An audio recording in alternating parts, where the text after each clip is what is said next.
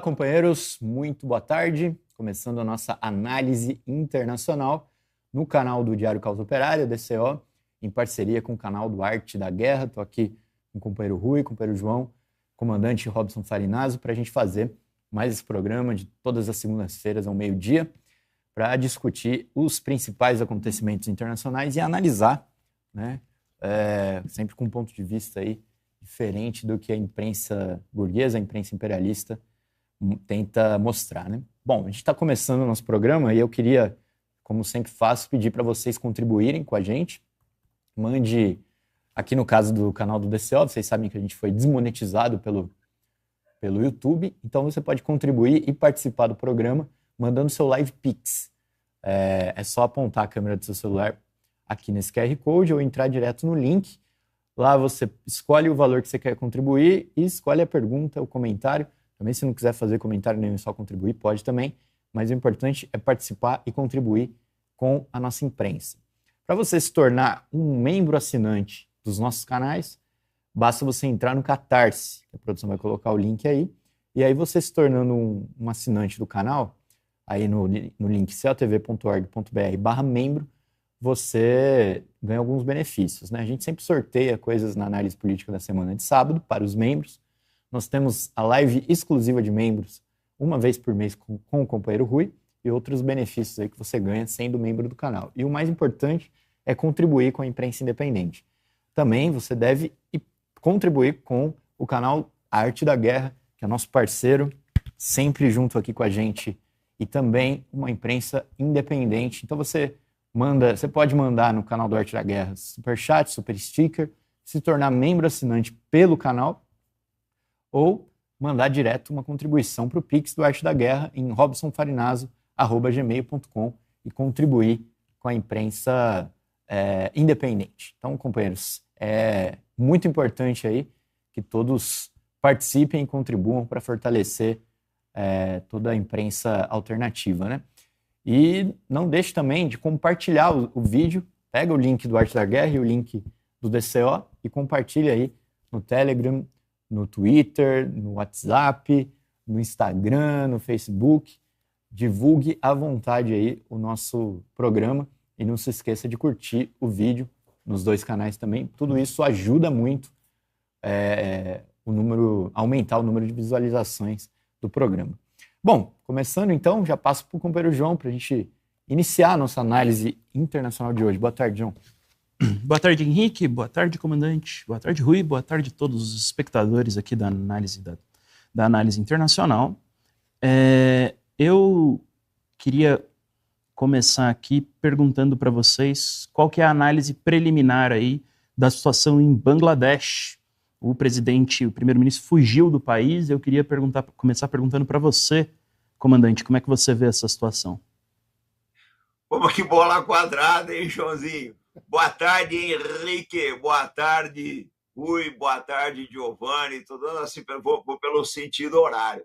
Olha, gente, é muito cedo para dizer o que foi que aconteceu em Bangladesh ainda, tá? Fontes na Índia estão dizendo que foi um golpe orquestrado pelos Estados Unidos. Há quem diga que a situação de Bangladesh também era muito difícil. Eu vou esperar as próximas horas, mas é bastante suspeito que isso aconteça. A gente já teve um golpe no Paquistão, né? E agora esse caso em Bangladesh aí, a gente vê que realmente as pedras estão se mexendo no tabuleiro. Só que eu acho assim, eu vou dizer uma coisa para vocês, que é o que eu penso em termos de cenário asiático. Essa noite eu estava fazendo um trabalho sobre análise aí das questões de perdas militares de Israel, perdas militares da Ucrânia e futuras perdas militares dos Estados Unidos. Se calcula hoje que se os Estados Unidos tiver uma guerra com a China, em 15 dias eles vão perder 50 mil militares. É um cálculo do exército americano, são 3.600 baixas por dia. Então, eu não acho que se você mudar a situação de países periféricos, isso vai alterar o quadro geral dos Estados Unidos, gente. Os Estados Unidos enfrentam hoje uma situação de fragilidade estratégica face ao crescimento chinês. Você tem também ali, em paralelo, o crescimento da Índia também, que não é um país necessariamente favorável aos Estados Unidos. Agora, se esse caso de Bangladesh que eu torno a dizer, tá meio nebuloso ainda, a gente precisa sentir mais as pedras ainda para ver onde é que nós estamos pisando, mas se esse caso for um golpe americano, é só o que eles sabem fazer, dar golpe de Estado e tentar uma intervenção militar. Só que, vocês têm que olhar só para concluir e já passar para o Rui. Está cada vez mais difícil hoje em dia você fazer uma intervenção militar. É cada vez mais difícil. Hoje, os Estados Unidos forem tentar uma intervenção militar, eles vão encontrar uma oposição aberta de Rússia e China. Apoio no Conselho de Segurança da ONU, esquece. Então, eu acho que nós vamos ver golpes militares aí cada vez mais frequentes, principalmente aqui na América Latina. Pode ir anotando, nós vamos ter golpes militares na América Latina. Rui, como é que você viu esse caso? Aparentemente, eu concordo com o comandante, é cedo para... Bangladesh é um país que escapa um pouco do radar, né? São muitos acontecimentos, ninguém está de olho. Mas pela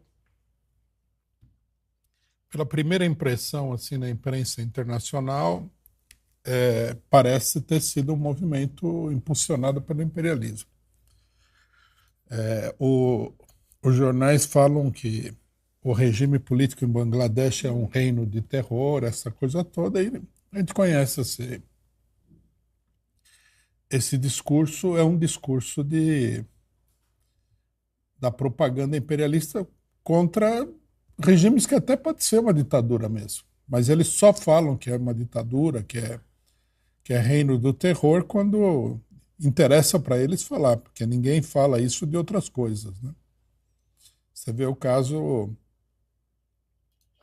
da Ucrânia, o presidente ucraniano, ex-presidente ucraniano, decidiu não convocar eleições, ninguém falou nada. O pessoal achou absolutamente normal, né? Os russos fizeram eleição no meio da guerra e aí choveu. Então, quer dizer, dá toda aquela impressão de que é uma operação impulsionada pelo imperialismo, né? Ainda mais quando a gente vê que quem dirige a mobilização é um movimento de estudantes, né? O imperialismo ele tem penetrado nas universidades com posições direitistas, tem organizado, e em todos os lugares em que há uma mobilização reacionária, os estudantes estão na linha de frente. Venezuela, Egito, o próprio Ucrânia é comum. Então, vamos esperar para ver o que todo mundo fala, né? Todo mundo se posicionar, vai ficar claro exatamente o que está acontecendo aí em Bangladesh. Rui, eu queria te perguntar aqui, nós temos uma manifestação já acontecendo no Chile, diz aqui a RT, porque depois da passagem de um ciclone, as pessoas ficaram aí 4 dias na região metropolitana da capital sem nenhuma energia elétrica. A concessionária de energia elétrica, que se não me engano é a Enel, não consegue resolver o problema. Aqui em São Paulo teve um ciclone, não teve um ciclone, mas teve uma chuva forte e várias pessoas ficaram 4 dias sem luz também. Como é que você vê essa situação no Chile? E a relação... um padrão de qualidade. Mas eu queria te perguntar como é que você vê isso daí em relação ao presidente Gabriel Boric.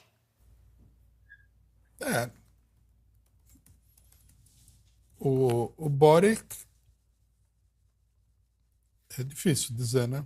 Eu não vi o posicionamento dele sobre a questão da Enel, né? O que a gente pode ver é que a política de privatização é um desastre, né? Aqui não teve ciclone, aqui só teve uma chuvinha, e a chuvinha acabou com a energia elétrica na maior cidade do Brasil, uma das maiores cidades de toda a América Latina e do mundo. Quer dizer, é difícil, né? A privatização é uma espécie de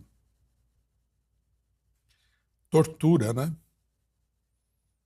Contra a população, que eles são os donos da energia elétrica, eles cobram o quanto eles querem.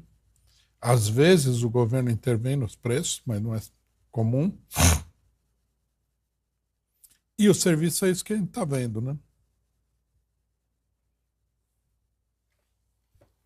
Comandante, como é que você vê essa situação no Chile, considerando aí que o governo foi eleito com uma das bandeiras é de acabar com o Estado neoliberal chileno? Ô, João, eu não, esse Boric, para mim, é um cavalo de Troia, né? Agora, eu acho assim, essas armadilhas neoliberais mundo afora, elas só vão ser eliminadas efetivamente quando a coisa chegar no limite, ou através de revoluções locais, né? Mas o que acontece? O sistema dito democrático, como ele está montado hoje, ele é desenhado para favorecer essas armadilhas aí. Porque é o que eu falo sempre: você tem uma democracia, mundo afora, que foi sequestrada, gente. Foi sequestrada, vocês sabem muito bem disso. Vocês são um partido político, o PSOL é um partido político com poucos recursos, e acaba não tendo expressividade. Expressividade não, acaba não tendo espaço. Expressividade o PSOL tem porque é autêntico, mas acaba não tendo espaço por quê? Porque o espaço hoje em dia na democracia é comprado. E quem compra? Justamente essas entidades que patrocinam o neoliberalismo. Então, eu não sei se dentro das democracias nós vamos ter uma resposta contra o neoliberalismo, que é o grande câncer da humanidade. O grande câncer. Eu acho que o neoliberalismo ele é igual, se não pior, o colonialismo do século XIX. Porque o colonialismo ele destruía os bens das pessoas, mas o neoliberalismo está destruindo as almas.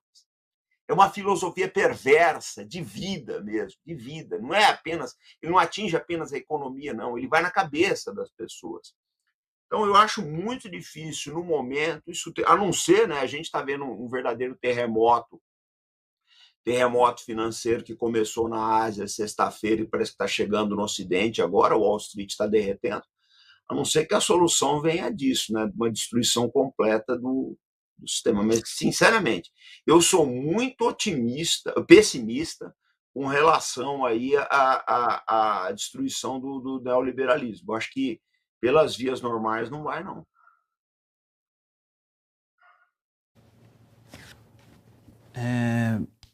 Eu queria falar um pouquinho aqui da situação venezuelana, né?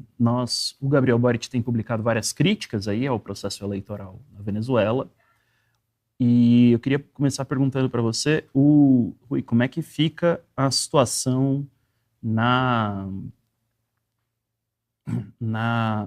Venezuela agora, já passados aí mais de uma semana da eleição, e continua essa crise? Bom, aparentemente o governo da Venezuela conseguiu controlar o movimento que era claramente um movimento no sentido de um golpe de Estado, né? Eles tomaram várias medidas importantes, por exemplo, deram rapidamente posse para o Maduro para não criar um vazio de poder, pelo menos institucional, né? Porque o poder está na mão do regime chavista, né? Controlaram as manifestações sem muito derramamento de sangue, apesar da violência muito grande dos manifestantes, e estabilizaram a situação, né? O problema da Venezuela nesse momento é a conduta dos países latino-americanos, né? O imperialismo conseguiu aí 9 países para até pedir intervenção na Venezuela. Muito grave essa conduta. Todos esses países aí que estão falando que o Maduro é ditador, a maioria deles são muito claramente uma ditadura. Caso do Peru, por exemplo, né? Aí que nós temos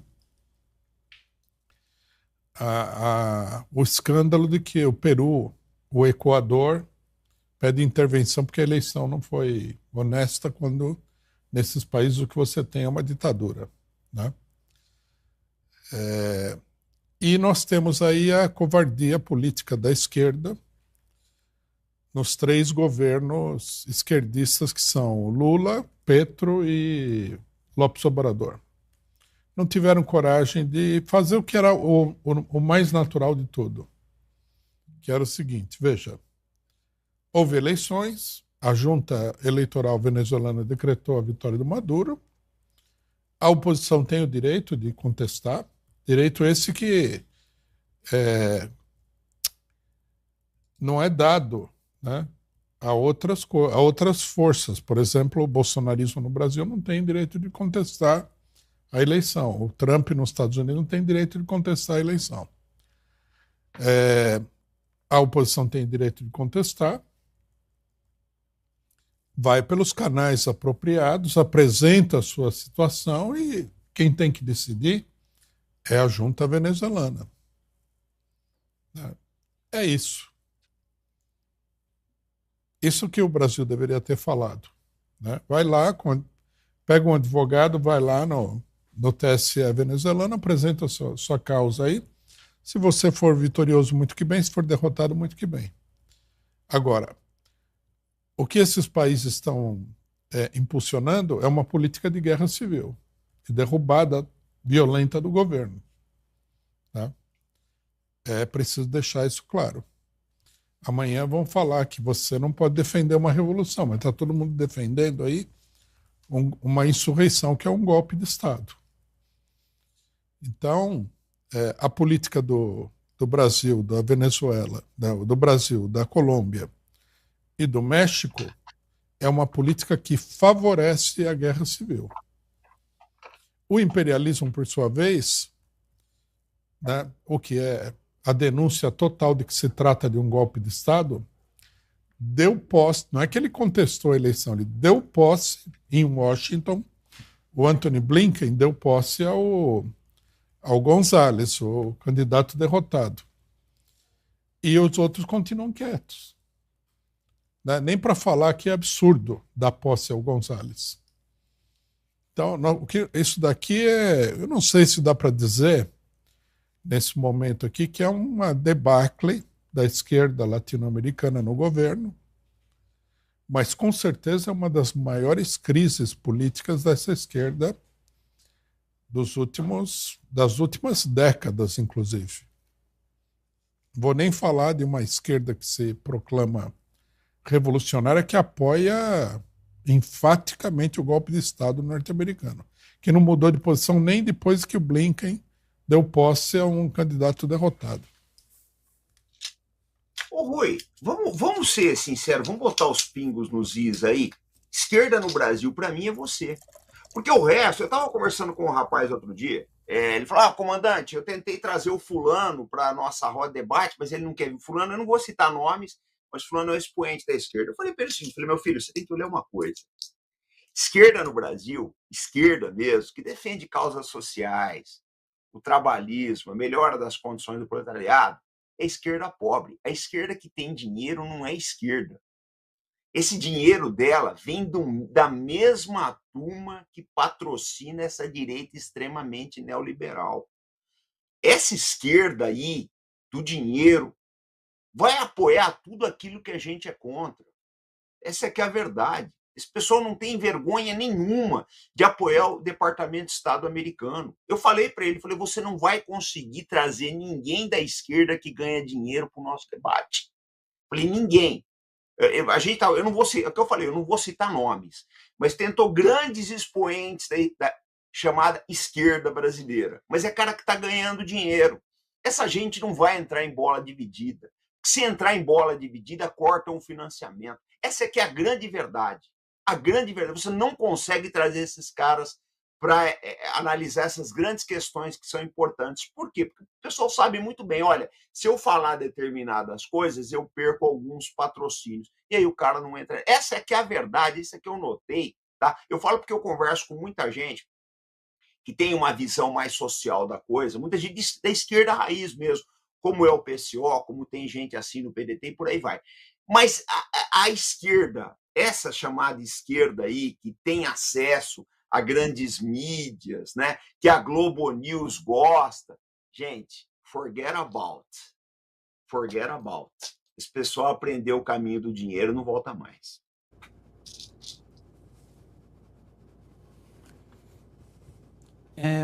Desculpa a verdade, pessoal, mas é o que eu vi. Eu estava falando com um pessoal, desculpa mais uma vez falar, estava falando com um pessoal raiz, trabalhista, mesmo que acredita em causas sociais, que acredita em a gente se mobilizar e por aí vai. Essa é a esquerda raiz, mas essa esquerda que aprendeu a ganhar dinheiro, esquece. Desculpa o desabafo aqui, tá? Não, sem problema, comandante. Rui, eu queria te perguntar sobre a declaração da Maria Corina agradecendo a posição do Lula em relação à Venezuela. Bom, nesse ponto chegamos, né? Marina Corina é uma espécie de Bolsonaro da Venezuela, da extrema-direita. Logicamente que o Lula não fez. A posição do Lula não é para... a intenção dele não é favorecer Maria Corina, mas chegamos nesse ponto em que ela se sente contemplada pela posição do Brasil. É uma barbaridade. E até agora, a diplomacia brasileira não disse nada. Não disse nada sobre o Blinken, não disse nada sobre respeitar as instituições venezuelanas, não disse nada sobre nada. O Brasil caiu numa posição falsa, porque o Brasil não tem o direito, assim como os Estados Unidos não têm o direito, de exigir nada da Venezuela no processo eleitoral. Um país independente não precisa prestar contas do funcionamento das suas instituições para ninguém. Obviamente que todo mundo pode criticar tudo. Você pode até apoiar uma oposição dentro de outro país. Lógico, isso daí faz parte da luta política. Agora, do ponto de vista institucional, exigir uma conduta A, B ou C da Venezuela no que diz respeito aos seus problemas internos é uma interferência ilegítima e ilegal nos negócios da Venezuela. É uma coisa, né?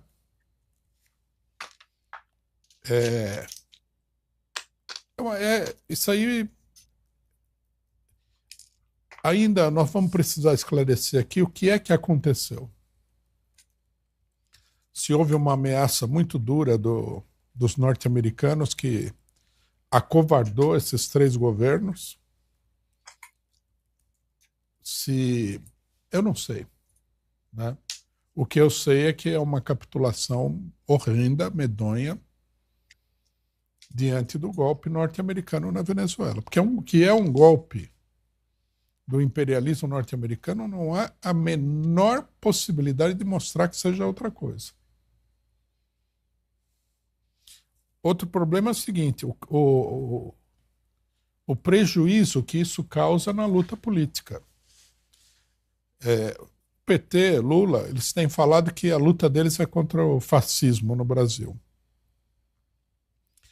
Eles aceitaram uma série de ilegalidades cometidas pelo senhor Alexandre de Moraes e o STF contra os bolsonaristas, que seriam o fascismo.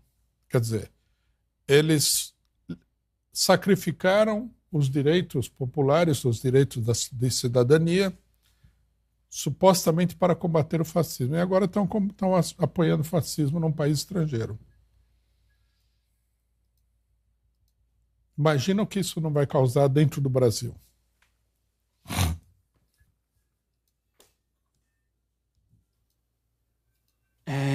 Comandante, como é que você vê essa situação? O Emmanuel Macron ligou hoje para o presidente Lula e elogiou aí a posição da Colômbia, do México e do Brasil. Pô, se o Macron me elogiasse alguma coisa, eu cortava os pulsos. Mas eu vou dizer um negócio para você, João. Não é, tudo isso que está acontecendo na América Latina não é surpresa nenhuma. Eu falei, eu não sei se eu cheguei até a falar aqui no PCO, mas se eu não falei, eu vou falar agora. Se eu fosse americano, se eu fosse um estrategista, Departamento de Estado, ou Departamento de Defesa, ou Departamento de Estado ou da Casa Branca, né? A minha estratégia seria o seguinte: Europa já era, a Rússia vai fazer o que quiser na Ucrânia. Os Estados Unidos não vão conseguir conter a China. A economia chinesa já passou a americana, na minha opinião, tem muito tempo. Eu tentaria conter as coisas na África e principalmente na América Latina, que eu acho que é o que eles estão fazendo. Isso aqui é um quintal deles, gente. Vou ser sincero, isso aqui é um quintal dos Estados Unidos. Eu acho que a América Latina vai ser o último lugar, o último bastião, né, do neoliberalismo aí no planeta. Porque a população aqui é dócil, você não tem forças armadas, né? A gente tem uma pseudodemocracia aqui, então acho que tudo isso que está acontecendo é parte da estratégia maior de controle, né?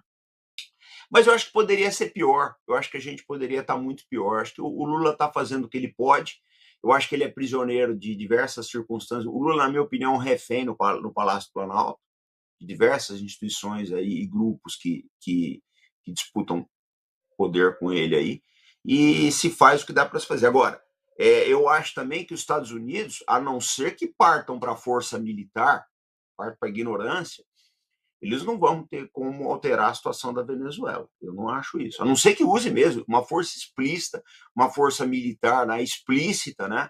E precisaria ter o apoio do Brasil. Sem apoio do Brasil, você não consegue isso. Mas de outra forma eu não vejo. Eu acho praticamente impossível você derrubar o governo venezuelano. Só um pé na porta mesmo. Só padrão Iraque 2013. Agora, para você repetir uma situação que nem aconteceu no Iraque de 2003 hoje, eu acho muito difícil, tá? Eu não sei se Rússia e China vão ficar quietos a respeito, não.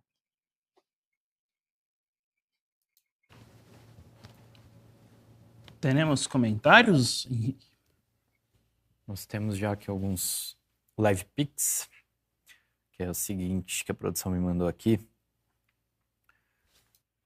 Inclusive, o pessoal pode continuar contribuindo com a gente.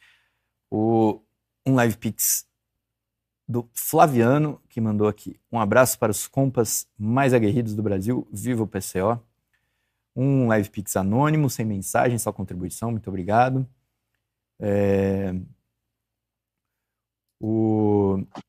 Mais um anônimo perguntando: estão argumentando que não há eleições na Ucrânia por causa da lei marcial. Comente. Podemos deixar a Ucrânia para daqui a pouco ou já? Não, vamos lá. Vamos lá? Porque tem pergunta sobre Maduro aqui também. Então. Aleister Crowley. Rui, quais as diferenças e semelhanças entre Erdogan e Maduro? Não tem nada a ver uma coisa com a outra. Maduro é um governo que tem se oposto frontalmente ao imperialismo. O Erdogan é um governo que, tudo bem, dá para dizer que tanto um como o outro são representantes de um capitalismo nacional. Não iria tão longe a dizer que o Maduro é representante da burguesia nacional boliviana, porque essa burguesia é um mito. Eu acho que o chavismo se apoia mais sobre os setores médios, a classe operária, né, e tudo mais. Mas, digamos assim, ambos são representantes nesse momento de uma política de defesa da economia nacional, ou seja, do capitalismo nacional. Só que o Erdogan é uma pessoa que mais joga para o imperialismo do que contra, né? Ele sinaliza muito para a esquerda, mas não faz muita coisa. Recentemente ele falou em invadir Israel. Ninguém acredita que isso daí seja sério. É só retórica, é só conversa. Ele ajudou o Hamas em algum momento, né? Recebeu o congresso do Hamas em Istambul. É um dos lugares onde o Hamas faz atividade internacional, assim como no Catar, né?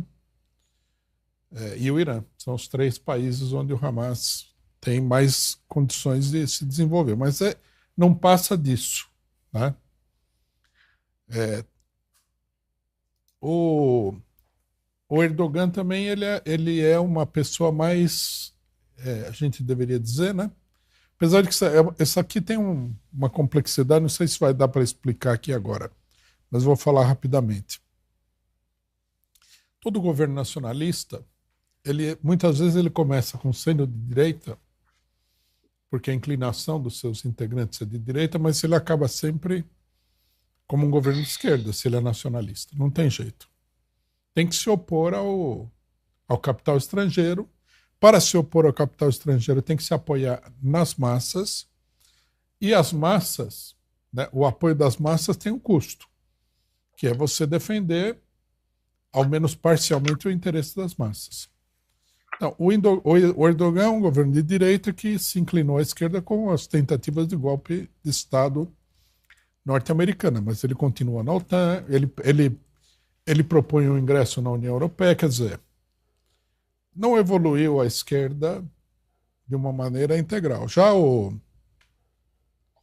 chavismo, não. O chavismo é um governo nacionalista, né, integral, não tem meias tintas em relação ao imperialismo.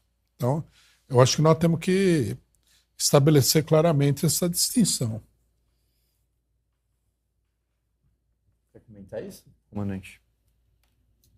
Olha, gente, sabe o que eu acho do Erdogan com relação a Israel? Eu acho o seguinte, o Erdogan é um cara que eu não confio nele para nada, né? Eu brinco sempre lá no Arte da Guerra que se eu estiver dirigindo atrás do Erdogan com um carro, ele der seta para um lado, eu vou para o outro, tá? Ou eu dou ré, ou eu paro, mas eu não vou para o lado dele porque não dá para confiar. O Erdogan é um cara que você não confia nele em nada. Só que eu acho o seguinte, a situação de Israel não é boa. E se Israel fraquejar e começar uma guerra civil ali, uma guerra, o Erdogan entra. Se ele vê uma oportunidade, se ele falar, olha, Israel está fraquejando, se Israel for um animal doente, né? Em resumo, se Israel sangrar, o Erdogan morde. Até então ele não vai fazer nada, porque ele nem tem apoio para isso. Mas vocês tenham certeza de uma coisa, se Israel sangrar, o Erdogan vai dar uma mordida nele. O Erdogan, ele é basicamente um oportunista, ele não tem ideologia, ele não tem nada. Vocês veem uma coisa, né? A Turquia é um dos países que mais facilita o comércio de produtos para a Rússia. É um dos países que mais facilita. A Rússia deve muito à Turquia nessa guerra da Ucrânia. A Turquia facilita muito, muita coisa para a Rússia. Ao mesmo tempo, vende armas para a Ucrânia. Vocês veem o seguinte, as trocas o pessoal do Azov, quando saiu da Ucrânia, os prisioneiros do Azov, que a Rússia prendeu, foram para onde? Para a Turquia. Depois a Turquia devolveu eles para a Ucrânia. Ao mesmo tempo, um dos grandes vendedores de nitrocelulose para pólvora russa é a Turquia. Então, gente, o Erdogan, ele é amoral, não dá para você chegar e colocar ele numa das caixinhas aí que a gente está acostumado, ele é amoral, ele vai esperar uma oportunidade. Uma oportunidade. Se apresentar uma oportunidade aí, né, de qualquer vacilo que Israel der, ele entra. Essa é a minha opinião. O que não faz dele um ator, né, anti-imperialista. Não, ele é apenas alguém à espera de oportunidades. Quem oferecer o melhor, ele vai embarcar. Beleza. E aí, a gente, até que, como a gente estava falando como a gente acabou entrando no assunto da Rússia por conta do Erdogan, vamos fazer aquela pergunta que eu falei sobre a Ucrânia, mas antes também tem a pergunta da companheira Adriana, só que eu imagino que ela até fez antes da gente explicar sobre o Bangladesh. O que aconteceu em Bangladesh foi o golpe dos Estados Unidos, Revolução Colorida, mas já está explicado, né? Bom, e aí tem a pergunta essa pergunta anônima. Estão argumentando que não há eleições na Ucrânia por causa da lei marcial, para vocês comentarem. Minha resposta é: qualquer desculpa serve. Mas se fosse em outro lugar, o mundo acabava. Se o Maduro falasse que ele ia adiar por causa da lei marcial, o mundo acabava. Mas o Zelensky pode fazer o que ele quiser e apresentar qualquer desculpa. Tanto serve essa como outra, não é? Verdade é que não há eleições na Ucrânia, porque se tiver eleições, o Zelensky perde a eleição. O país está destruído. Esse é o motivo. Comandante? Gente, se o próprio Churchill perdeu eleições na Inglaterra durante a Segunda Guerra Mundial, imagina o Zelensky. Não tem nem dúvida disso. É o que o Rui falou. Se ele fizer a eleição ali, ele sabe que ele perde. Acabou essa máfia toda. Eles não vão fazer, né? A Ucrânia é um país condenado, gente. A Ucrânia é um país condenado. Condenado mesmo, não tem o que fazer. Agora, o que é bacana no mundo que nós estamos vivendo é que essa história de 2 pesos e 2 medidas está acabando, né? Está se questionando, né? Começa a haver um questionamento muito grande aí, né? Da não realização de eleições da Ucrânia. Vamos aguardar. Mas é o que o Rui falou, se fizer eleição ele perde. Bom, companheiros, continuem mandando seu live pix, continuem contribuindo aí com os nossos canais. Tem o Lucas, que mandou um superchat no canal do Arte da Guerra. Fim da doutrina Monroe. Viva a nova ordem mundial. Mandou aqui pra gente. Muito obrigado pela contribuição. E nós temos também aqui sobre a questão... Eu queria fazer uma pergunta sobre a questão do... Voltando um pouco na Venezuela, tem um companheiro que comentou aqui. Se o Maduro decidisse cancelar as eleições, o mundo desabava, né? Eu queria comentar também, eu queria que vocês comentassem sobre essa questão das embaixadas, né? O Brasil acolheu os serviços das embaixadas dos argentinos e dos peruanos, né?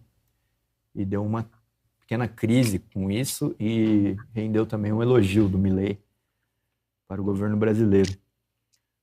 É algo normal de se fazer? Hoje eu vi que chegaram num acordo de que o governo venezuelano chegou num acordo com o governo brasileiro de que eles vão representar o Peru e a Argentina, mas tiraram a bandeira, parece que a bandeira brasileira que tinham colocado na embaixada da Argentina, alguma coisa assim, e que preservariam os bens das embaixadas, não iam fazer nada. Brasileira? Parece que colocaram uma bandeira brasileira na embaixada argentina para falar que agora eram os brasileiros que iam tratar dos assuntos, né? E aí a Venezuela pediu para pelo menos isso não fazer. E teve um acordo agora de que eles a embaixada brasileira ia continuar representando, mas as coisas das embaixadas argentina e peruana ficariam intactas por enquanto, ninguém ia destruir nada, não sei também porque eles imaginavam que isso ia acontecer. Eu acho que isso daí é demagogia do governo do PT e mostra assim que os criminosos e delinquentes, na medida em que eles são apoiados pelo poder do imperialismo, eles sempre têm uma vantagem, sempre tem alguém fazendo um carinho para eles. Aí aparece o Brasil aí, né, colocando o Milei e a Boluarte debaixo da asa, é uma coisa, enquanto que não reconhece a vitória do Maduro, pelo amor de Deus.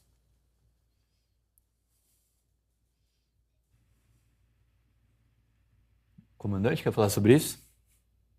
O Brasil, o problema é esse, né? O Brasil sempre quer estar bem com todo mundo, né, gente? É muito complicada essa história, né? Eu só acho que a impressão que eu tenho é que a história esse embrólio da Venezuela não vai dar em nada. Não vai dar em nada. Se precisaria, eu já falei, eu acho, na minha opinião, outro dia eu dei uma live no canal My News da Maluquena, e eu falei sobre o Serviço de Inteligência e Segurança da Venezuela, que, na minha opinião, é o melhor da América Latina. Ela me ligou depois e falou, eu fiquei impressionado, né, sobre o que você falou. Eu falei, porque realmente a gente estuda o assunto. Para você derrubar o governo venezuelano, gente, você tem que entrar lá com força militar. Porque olha, vamos pegar o que aconteceu no Irã, dia 31, que mataram o Ranier. Foi insider information. Já tem generais do Irã presos. Se você não for traído, se você for traído, isso aconteceu com Saddam Hussein, aconteceu com o Gaddafi, com um monte de gente. Aconteceu com o Jango em 64. Se você for traído pelo aparato de segurança, você cai mesmo. Agora, eu acho muito difícil os militares e o serviço de inteligência venezuelanos traírem o Maduro. Os Estados Unidos contam com isso. E vamos dizer, aconteceu no Irã. O Ranier foi dado por iranianos, eu não tenho dúvidas a respeito disso. Israel não tem bola de cristal. Mas eu acho muito difícil isso acontecer na Venezuela. A vigilância é muito boa. O serviço de inteligência da Venezuela, até onde se sabe, é muito bom. Então, acho que para derrubar o governo do Maduro, só se você entrar com força militar lá. Mas os Estados Unidos já não tem mais cancha para isso, não, gente. Eles já estão envolvidos na Ucrânia, estão envolvidos no Oriente Médio, até o pescoço, as 4 porta-aviões a caminho dali. E tem a situação da China e da África também. Eu acho muito difícil.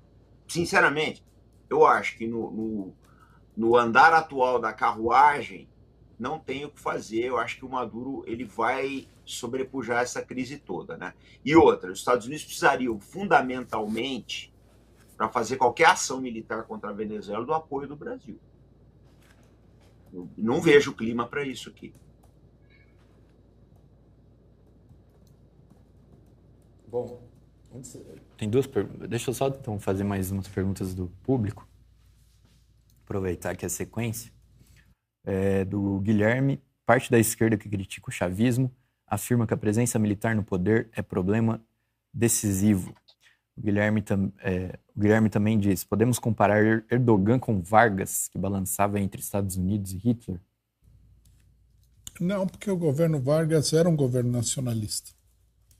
Esse governo, né? Ah, bom. O governo Estado Novo, né? Não, aí... Estado Novo era uma ditadura fascista, né? Era bem parecido com o Erdogan, mas o Erdogan não é uma ditadura fascista. O Vargas do Estado Novo, né? Não o Vargas de 54. Gerson Salles. Sendo a Turquia membro da OTAN, esta seria obrigada a defender a Turquia contra Israel?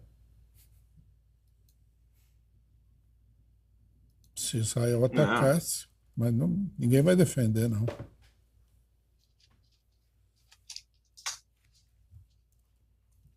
Bom, eu vou passar direto, porque queria que vocês comentassem sobre o documentário que os trumpistas fizeram, que alega que as falhas do serviço secreto no atentado contra ele foram propositais. Eu acho que é bem plausível mesmo.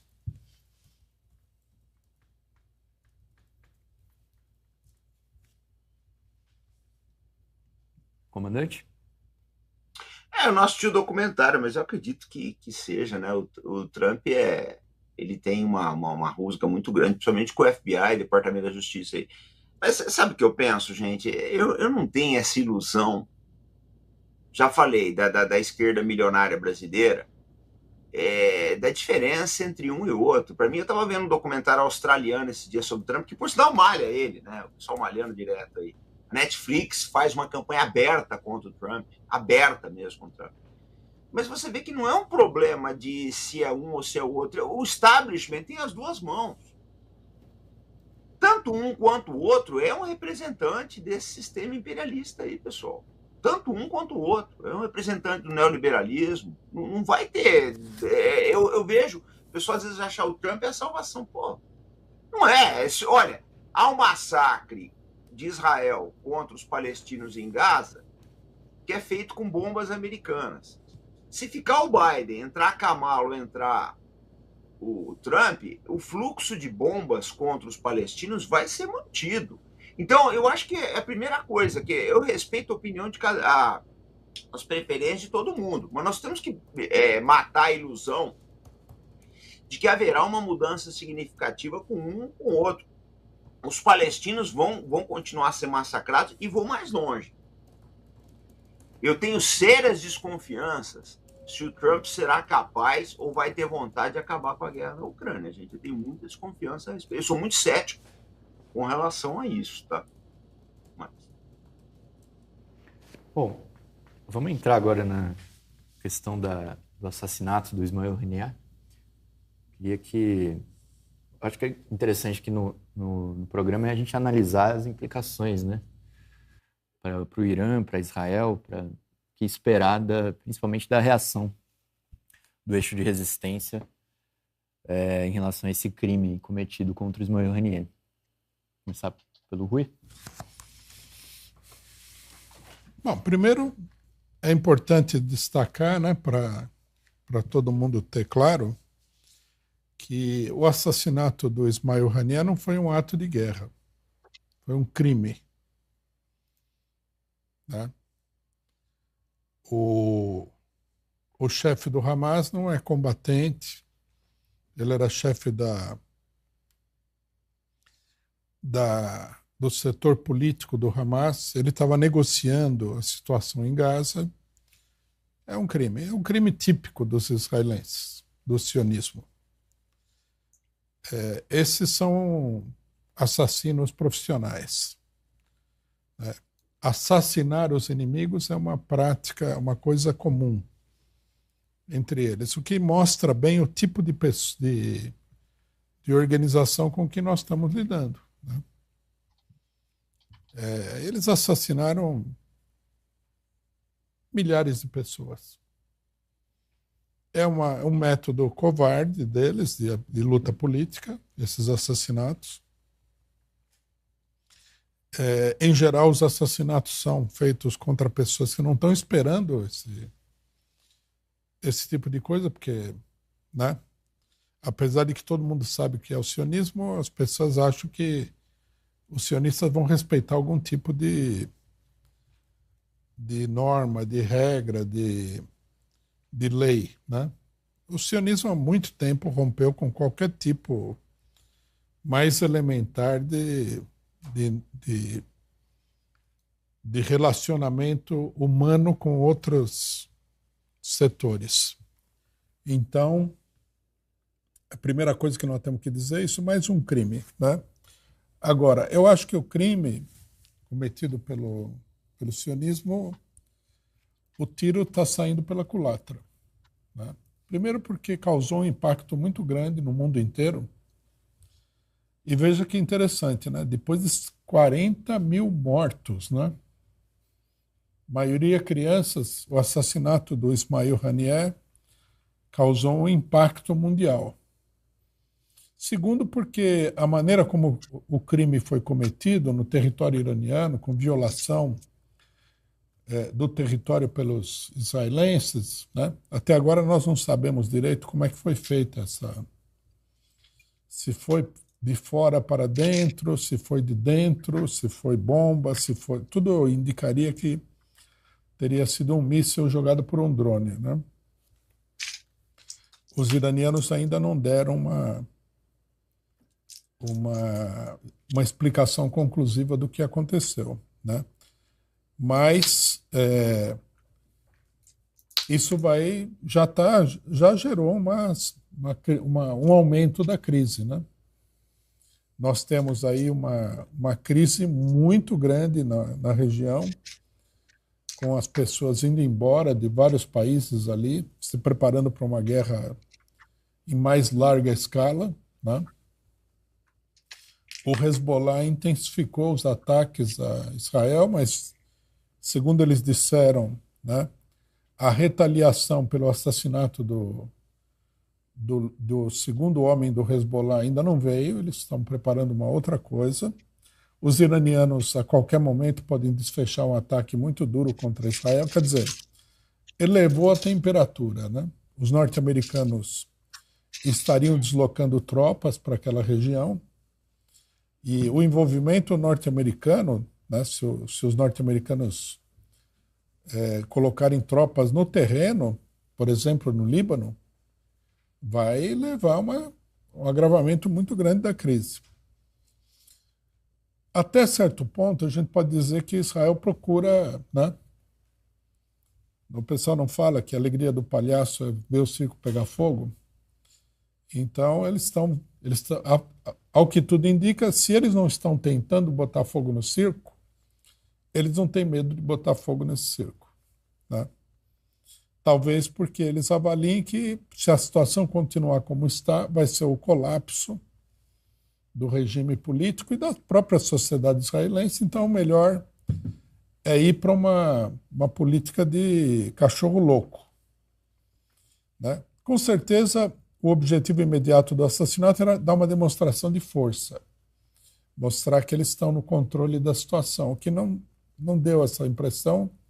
De maneira nenhuma. Ninguém achou isso. Né? Então, a situação é muito grave.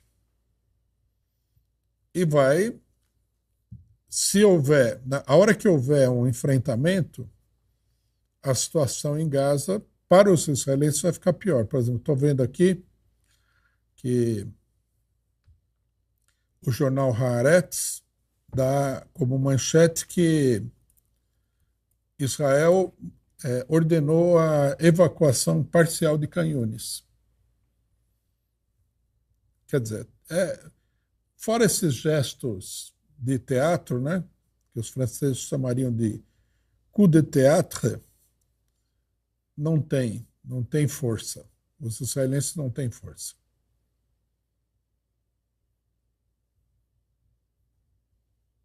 Comandante? Olha, gente, tem uma coisa que a gente tem que observar, né? Eu trabalho muito com as tendências aí nas minhas análises, né? Então, vocês já estão vendo aí que os mercados amanheceram derretendo hoje, mundo afora. Nos Estados Unidos, parece que mais de $1 trilhão em ações sumiram aí. Se houver uma guerra, nada impede do Irã fechar o Estreito de Hormuz e o preço do petróleo ir para a estratosfera. Tá? Então tem esse agravante aí que a gente tem que começar a olhar. A situação não tá boa, não. Não tá nada boa, não. Vamos aguardar aí. Né? Não vejo muita chance de melhorar, não.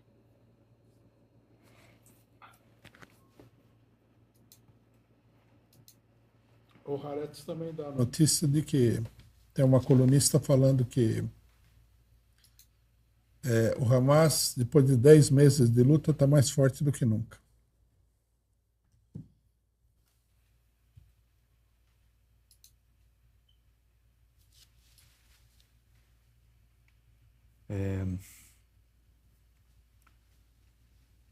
Tem aqui uma pergunta da Maria Cristina. Os ratos nazifascistas vão se proteger em bunkers para se proteger da guerra. Seria o caso de lacrar a saída e deixá-los para sempre? A situação em Israel nesse momento é de pânico, né? Eles estão ameaçados de serem atacados tanto pelo Hezbollah como pelo Irã. E os outros forças do eixo da resistência já falaram que eles vão atacar conjuntamente. Iêmen, Síria, Iraque, todos eles vão atacar ao mesmo tempo. E também, curiosamente, a gente tem visto que o Hamas de Gaza, o Hamas, a Jihad Islâmica, a resistência palestina, também está atacando Israel. Quer dizer, depois de 10 meses de guerra, né, o Hamas ataca Israel. Eu acho que é uma situação muito complicada para eles. Né? Quer falar, comandante?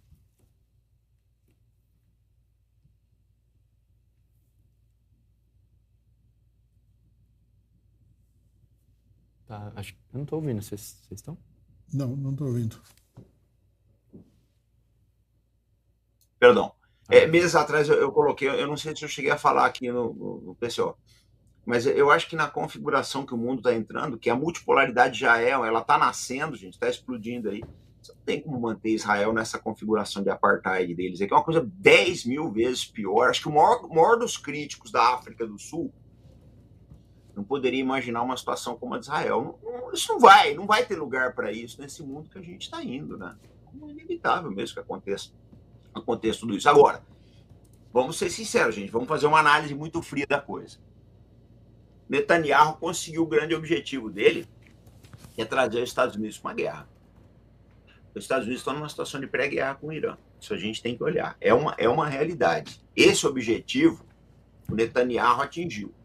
Se ele vai se concretizar, né, em termos assim, dos Estados Unidos entrar mesmo em guerra com o Irã, que é uma guerra que ele tem pouca chance de dar bem, e é uma situação que está preocupando o mundo inteiro. Eu preciso lembrar que o Sergei Shoigu está em Teherã hoje. Aí eu já não sei. Quais são as consequências? Sinceramente, eu não sei. Mas eu vou dizer, se o Irã dessa vez não reagir com muita força, Na próxima, Israel mata ou Nasrallah ou Khamenei. Já mostrou que tem capilaridade para isso.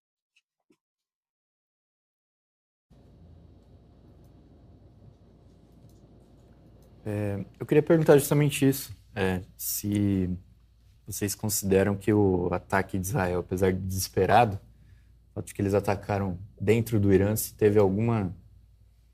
Você pode dizer que eles conseguiram algum objetivo, como o comandante falou, né? Nesse sentido, inclusive criando uma certa intriga de que o Irã teria errado ou facilitado ou qualquer coisa do gênero. Não, eu acho que o objetivo de um ataque como esse é, em primeiro lugar, mostrar força quando na realidade eles não têm toda essa força. O segundo, como disse o comandante, é ampliar a guerra, ver se os Estados Unidos põem a mão na cumbuca. Que eu acho que é possível que os Estados Unidos faça isso. Só que não sei se vai ser uma coisa boa nem para o Israel, nem para os Estados Unidos. Né? Nós temos que levar em consideração que a situação dos países árabes ela está muito tensa. Ninguém fala nada. A ausência de informação do que acontece nesses países é significativa de que a crise é muito grande. Então, a presença norte-americana diretamente contra o Hezbollah no Líbano pode levar a explodir a crise em vários lugares. Quer dizer, eles estão numa política muito arriscada. Mas é natural que quando você fica numa situação que é quase um beco sem saída, você tem que, né? Você tem que se arriscar em alguma coisa. Melhor se arriscar do que morrer sem fazer nada, né?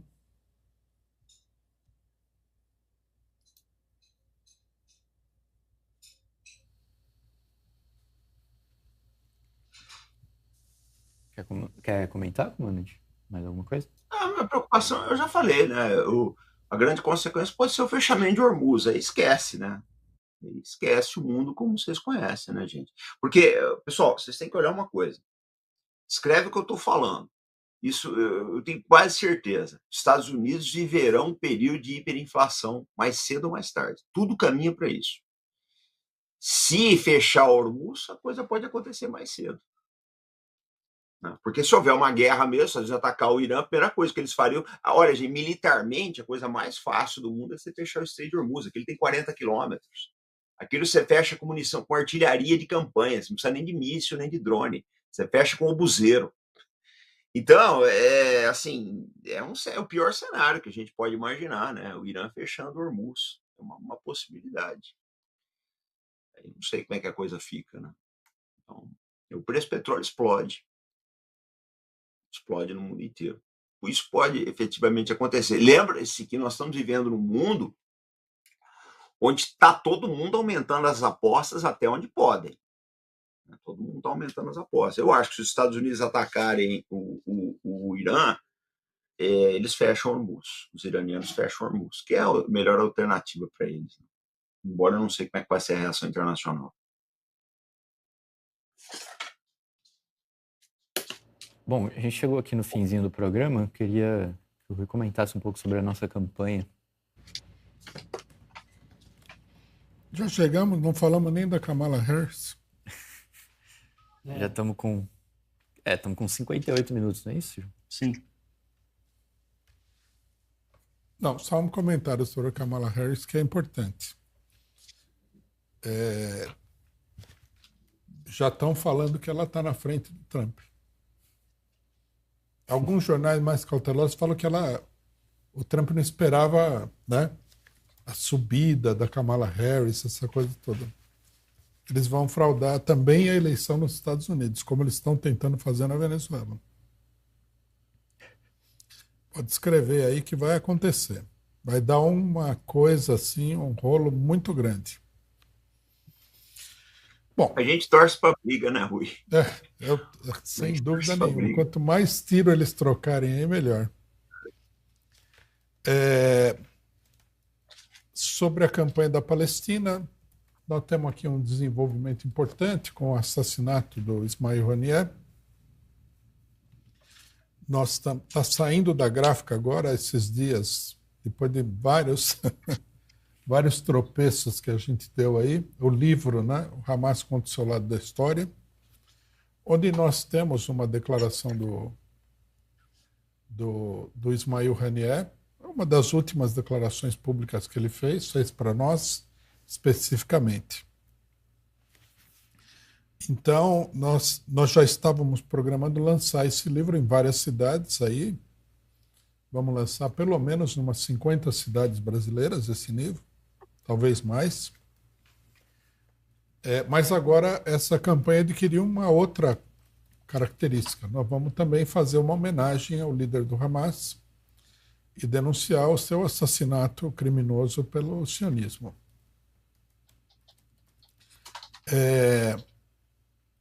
Então, queria chamar a atenção de todos para que acompanhem o calendário, participem, ajudem a convocar, né? Façam propaganda. Lembrando que, durante 10 meses no Brasil, tudo que nós vimos acerca da resistência palestina foram mentiras. Mentiras, calúnias, grotescas, inclusive, né? Agora nós estamos pensando que talvez seja, que é o caso de lançar uma atividade de maior voo em torno do assassinato do Ismail Haniyeh. Vamos conversar com muita gente, vamos organizar essa atividade. E nós manteremos, né, a nossa programação de realizar atos estaduais agora no mês de agosto, no começo do mês de setembro.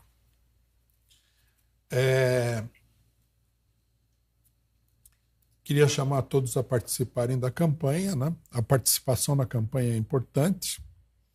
Não é só o acontecimento, nós fizemos um ato agora no final de semana de homenagem ao Ismail Haniyeh e contra o golpe na Bolívia. A participação nesse tipo de atividade é importante, lógico. Quanto mais gente for, mostra a força que essa causa tem, né? Mas a campanha em si é importante. Então, queria chamar o pessoal a participar. E, logicamente, que para fazer a campanha nós precisamos, né, do apoio financeiro de todos. Nós temos pedido aqui, né, a contribuição de todos através do Pix palestina@pixbr.net. Virou o mês, né? Aqueles que já contribuíram podem contribuir novamente. Quem não contribuiu, contribua. Nós estamos tentando conseguir o maior número possível de contribuições. Nossa meta inicial é 5.000 contribuições. A contribuição em si é um apoio político, é importante, né? E o dinheiro, logicamente, é fundamental para poder levar a campanha adiante. Como é que nós vamos fazer uma campanha? Como é que nós vamos fazer? Não. Como é que nós vamos manter a campanha que nós estamos fazendo, que já é grande, sem o apoio financeiro de todos? É um esforço coletivo, né? É uma coisa que tem que ser feita a muitas mãos para que ela seja viável, que ela seja possível. Então, queria chamar os companheiros a contribuir. Contribuam com a quantia que for possível contribuir, que você achar que é adequada para você, né?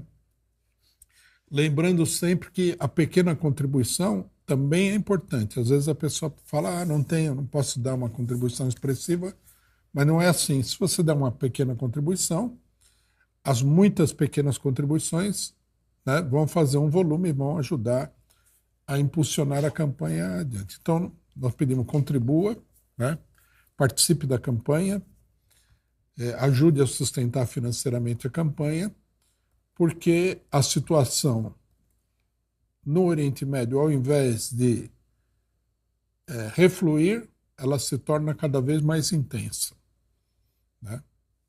Ela se torna cada vez mais intensa, como nós vimos aqui nesse programa com a possibilidade de uma ampliação da guerra com o Irã e com a participação do Irã e do Hezbollah.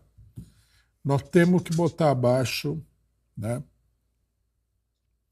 a monstruosidade sionista, né? Isso é uma coisa necessária para os palestinos, que estão sofrendo duramente, mas é importante também para nós brasileiros, porque é uma luta pela independência, pela liberdade, pela soberania de todos os povos do mundo. O comandante quer dar algum recado? Não. Só para o pessoal dar o like, compartilhar, ajudar aí o crescimento de ambos os canais, porque é o que eu falo, gente, eu acho que não tem uma análise na internet brasileira com a sinceridade que a gente toca as coisas aqui, que a gente lava realmente a roupa suja da política internacional. Então, vão apoiar, pessoal, porque vocês não vão achar outra análise, não vão ver isso aí na televisão de jeito nenhum. E mesmo nesses grandes canais aí, à esquerda e à direita, vocês não vão ver isso. O que é falado aqui, em poucos lugares vocês vão ver essa coragem. Então, vão apoiar. É isso aí. Muito obrigado, companheiros. Lembrar que hoje nós temos Comcast, não? Hoje nós temos Comcast. Entrevista com Marcati. Marcati, grande quadrinista. E aí, semana que vem a gente está de volta no programa Análise Internacional, no canal do Arte da Guerra, no canal do Diário Causa Operária. Amanhã nós temos a análise da terça pelo canal da Rádio Causa Operária, ao 12h30. E fiquem ligados, então, na nossa programação. Muito obrigado, companheiros. Muito boa tarde e até semana que vem em mais uma Análise Internacional. Até mais.